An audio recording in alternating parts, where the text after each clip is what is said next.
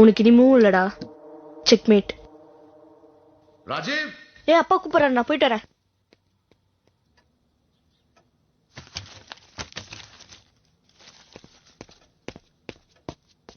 என்னடா இதெல்லாம்?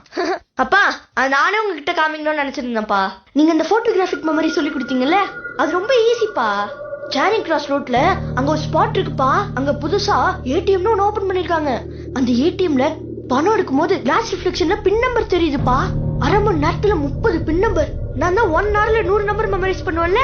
அதுக்கப்புறம் உங்க பின்னாடியே போய் பிக் பாக்கெட் அடிக்கிறதுக்காக நீங்க சொல்லி கொடுத்த ஸ்டெல்த் ட்ரைனிங் யூஸ் பண்ணப்பா.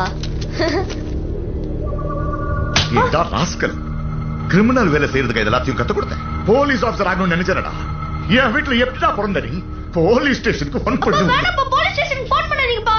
எவ்வளவு பணம் சம்பாதிச்சிருக்கேன். எனக்கு 5 ஸ்டார் கொடுக்காம போலீஸ் ஸ்டேஷனுக்கு கால் பண்றீங்க. நீ சம்பாதிச்சா? ராஸ்கல். அப்பா வேணாப்பா, போலீஸ் ஸ்டேஷன் வேணாப்பா. சோழன் எது பண்ணாலும் புத்திசாலி, நான் பண்ணா police station. You are a criminal.